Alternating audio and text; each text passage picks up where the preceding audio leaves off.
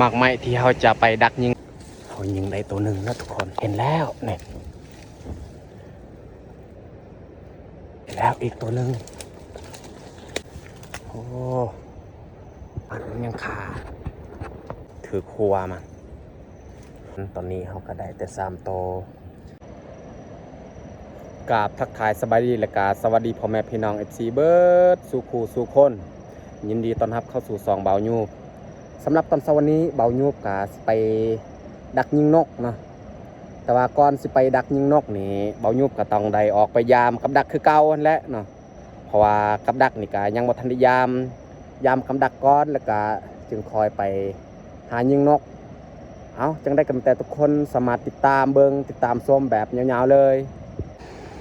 ป้าฝนตกเลยทุกคนแบบนี้นี่อาจจะบ่ได้ดักยิงนกแล้วเพราะว่าปืนเฮานี่มันยานฝนมันยานเปียกตายแล้วแบบนี้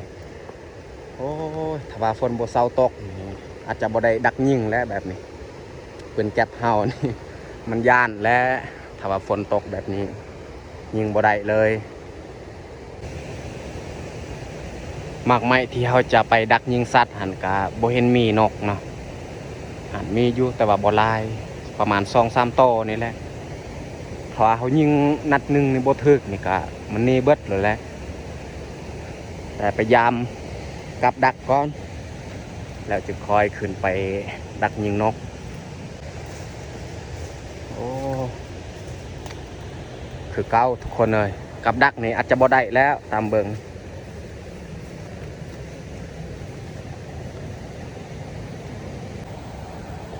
ตอนนี้นี่เขายามกลับก็ได้4-5 ลังแล้วแต่ว่ายังบ่ทันมานเนาะแต่ยามฟังเบิ่งนี่ให้มันเบิดก่อนแล้วจึงคอยยามฟังเบิ่งหัน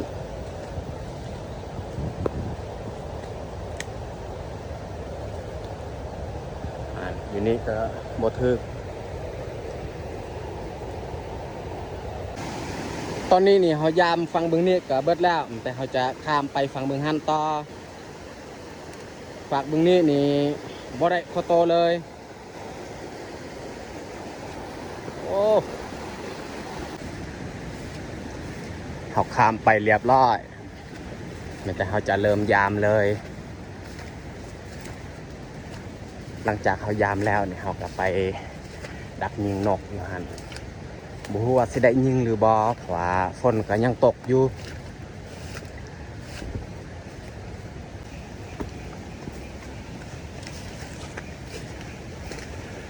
หอดกระตูบของเฮาสำหรับปืนนี่แม่นเขาจะปะอยู่นี่แหละเขาจะขึ้นไปยามกับดักก่อน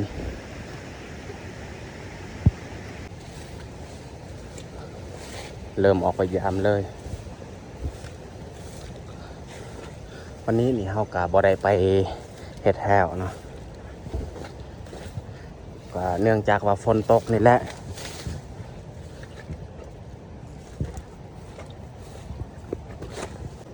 หลังทำอิฐนี่ก็บ่เคยถือจักเทื่อเลยโอ้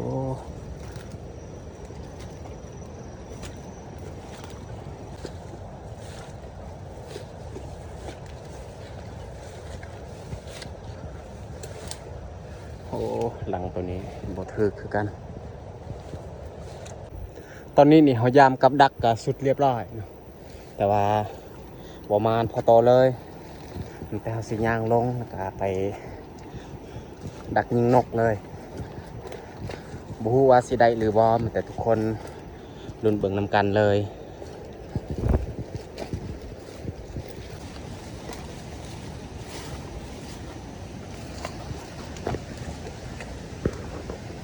จะย่างไปเลย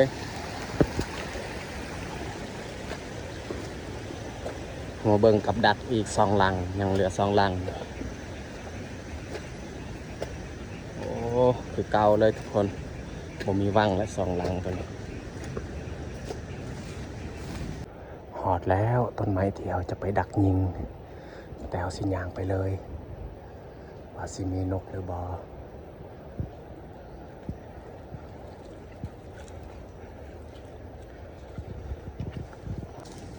เขายิงได้ตัวหนึ่งแล้วทุกคน จะลงไปเบิ่งเลย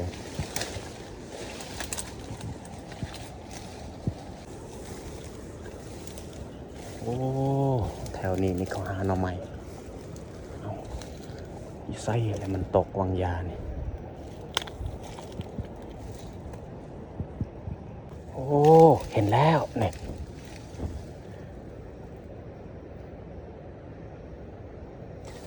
บ่ฮู้ว่านกอีหยังเขาเอิ้นตัวนี้ข่อยก็บ่ฮู้ซื้อจะเขาเอิ้นนกอีหยังได้ตัวหนึ่งแล้วโอ้ปัดเขายิงนัดหนึ่งเนี่ยมันนี่เลยได้แล้วอีกตัวหนึ่งเขายิงนกคนดอก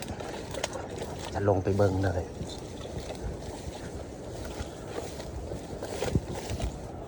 แถวนี้แหละมันตกมันยาเนี่ยเห็นโอ้เห็นแล้ว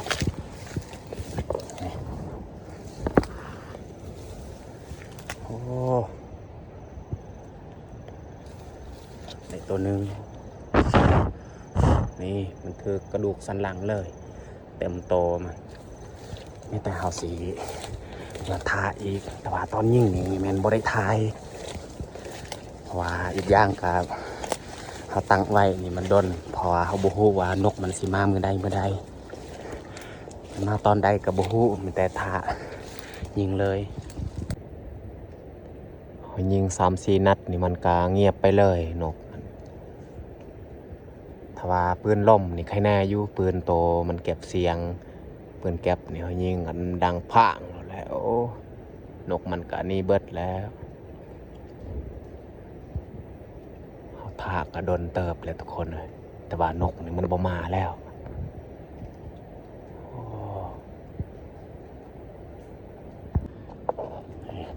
ผลงานนี่เขาได้2 โตเขาท่าอีกเขานึงจังน้อยถ้าว่านกบ่มานี่เขาสีกลับเลยนี่แหละอุปกรณ์การใส่ในปืนนี่ปืนแก๊ปโอ้หันมันยังขาโอ้มันใกล้สิตกแล้วทุกคนเลยมันยังขาตัวคอยยิงนกคอนดอกอ้าวโอ้ตกแล้วแต่สิลงไปเก็บเลย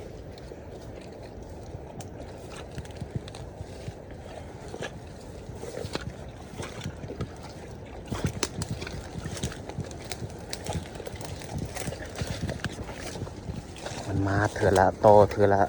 2-3 โตนี่แหละเอาอยู่ไส้แหละตัวนี้มันตกน่าจะแมนบริเวณนี้แหละมันตกโอ้เห็นแล้วนี่ถือครัวมาโอ้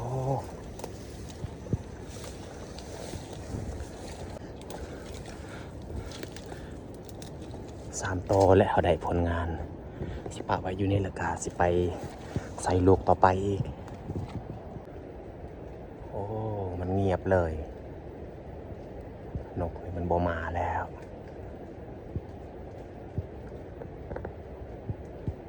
ฝนตกอีกแล้วทุกคนเลยแต่ว่านกนี้บ่มาเนาะมาแต่นางทาแล้วตอนนี้ก็เวลา 11 โมงเขาทาอีกเขานึงเขาก็เดินทางกลับบ้านแล้วบัดนี้ผลงานตอนนี้เขาก็ได้แต่3 โตเขายิงนี่รวมทั้งหมด5 นัดเขาได้แต่3 โตเพราะว่า2 นัดนี่เก็บมันแตกก่อนมันดังแตกโพมันก็เลยบ่ถึกได้แต่3 โตนี่แหละตัวนี้นี่บ่ฮู้จักนกอีหยังเขาเอิ้นมันมานี่3-4 โตนกตัวนี้นี่แต่ว่าเขายิงนี่เสียงปืนมันดังมันก็บินนี่เลยนกคอนโดกนี่มันมา2 เทื่อนี่ก็ได้อยู่2 นัดมันค่อยยิงนกโตน้อยๆสำนกกระเลียวแต่ว่ามันบ่ถึกเขาได้แต่3 โตนี่แหละ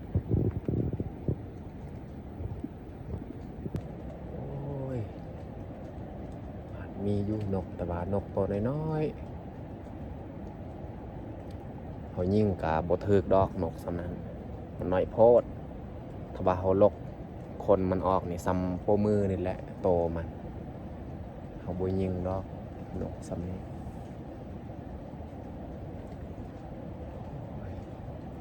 มีแต่เฮาสิลกคนนกตัวนี้ละก่อนเราจะลกออกมีแต่ตัวนี้แหละคนตัวมันยาวนี่ตัวนี้นี่เฮาปะก็ได้เมื่อลกอยู่บ้านอยู่นี่ยุงลายเฮาบ่อยากลกดนขนาดเฮานั่งนี่ก็ลำบากแฮงทุกคนเลยเฮาลกแต่คนโตยาวๆแก่ๆนี่แหละโอ้มีแล้วนกคนดอกตัวหนึ่งมันมาเลยแต่เฮาสิลองยิงบ่ฮู้ว่าสิถึกหรือบ่แต่ถ้าเบิ่งถ้าว่าถึกนี่ก็สิได้ลงไปเก็บเลยถ้าว่าบ่ถึกก็สิได้ท่าต่อไปอีกนกมันนี่แล้วเฮายิงบ่ถึกเพราะว่าเก็บมันแตกก่อนโอ้ไม่แต่เฮาสิกลับเลยเพราะว่าตอนนี้ก็เวลา 12 โมงแล้วนกมันยังห้องอยู่แต่ว่าท่านี่ก็มันมาอยู่จักหน่อยแต่ว่าหิวข้าวเพราะว่าข้าวนี่เฮาบ่ได้ถือมาแต่บ้านแต่สิย่างเมื่อและบัดนี้เฮาเดินทางเมื่อเลยโอ้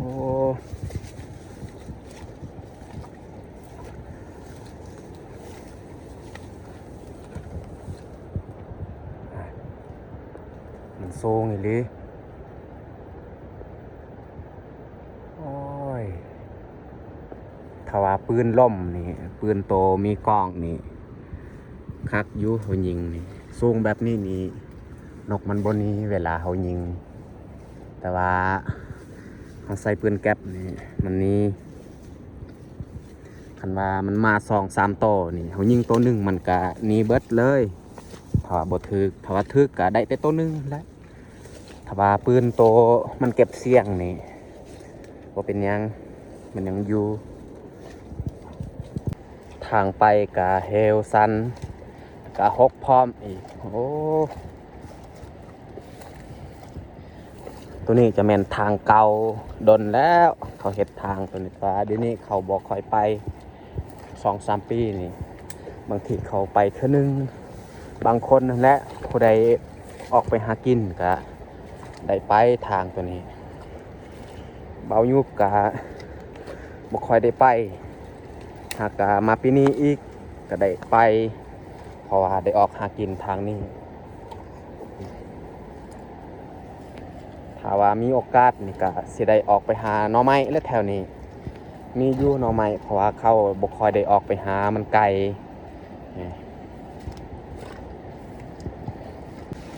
ตอนนี้นี่เฮาย่างเมื่อกะฮอดกระตูบของเฮาเนาะมีแต่เฮาสิย่างเมื่อเลยบ่ได้พักผ่อนคิดว่าเฮามายามกับดักนี่มันคือกะใครแน่เขาไปดักยิงนกกะได้บ่หลาย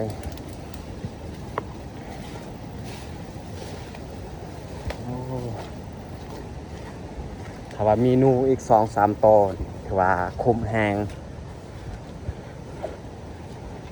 ว่าเดี๋ยวนี้นี่บ่ได้และหนูโอ้อยู่บ่อนั้นก็มีคือกันนกมันกินมากไม้แต่ว่าปืนของเฮานี่มันเปียกแล้วเฮาบ่สามารถยิงได้แล้วทุกคนนะมันก็มีอยู่นกหันแต่ว่านกตัวนั้นนี่ประเภทนกกระเลียวยังนกน้อยๆมันกินมากไม้ตัวนั้นนี่มันบ่สูงต้นไม้ตัวนั้นนี่ค่อนข้างเตี้ยถ้าว่าเขาไปยิงกับใครแน่อยู่แต่ว่านกมันบ่มีนกชนิดใหญ่มากินเขามาฮอดเส้นทางแล้วเขาย่างขึ้นโอ้เมื่อยใครแน่มันบ่แดดแต่ว่ามันเปียกช่วงนี้นี่ต้นโตเฮานี่เปียกแต่ว่ามันบ่แดดอีกมันบ่ฮ้อนถ้าว่าเขาไปต่อเอานี่น่าจะได้ลายกว่านี้บางทีมื้ออื่นมื้อฮื้อนี่เป่ายุบสิไปต่อเอายางมาใส่มาทาใส่ไม้เขาจะไปต่อเอาปืนยิงนี่ได้แต่บ่หลายเพราะว่าปืนเฮานี่บ่แม่นปืนตัวมันเก็บเสียง ปืนแก๊ปนี่มันก็ดังเวลาเขายิงนี่ฟูงนกมันก็นี่เบิดเลยมือเนี่ยแต่ทุกคนติดตามเบิ่งเพราะเขาไปต่อเอานี่เบายูประกันว่าได้ลายกลัวใส่ปืนอีกได้เพราะว่าตัวใดมันมากินนี่มันก็ติดเบิดอยู่แล้วมันตกไม่แต่เฮาจับเลยเฮาถ่ายจับเอาเลยสบายกลัวตอนยังเป็นเด็กน้อยนี่เบายูก็เคยต่อนกตอนเบายูเนี่ยอายุประมาณ15-16 ปีนี่เบายูนี่มักคือกันไปต่อนกแต่ว่าเดี๋ยวนี้นี่ที่คานแน่แต่ว่าเขาเบิ้งนี่นกมันมานี่เขาก็อยากไปต่ออยากใส่ชีวิตแบบเก่าๆเดิมๆแหละทุกคน ใส่ปืนนี่ก็ได้อยู่แต่ว่าได้บ่หลายเอาและสำหรับคลิปนี้ก็สิจบลงเพียงเท่านี้แหละต้องขอบใจทุกท่านนะครับPFC ที่คอยเข้ามาให้กำลังใจเบายูบขอให้อยู่ดีมีแฮงเด้อเอาบายบายพอกันในคลิปต่อไป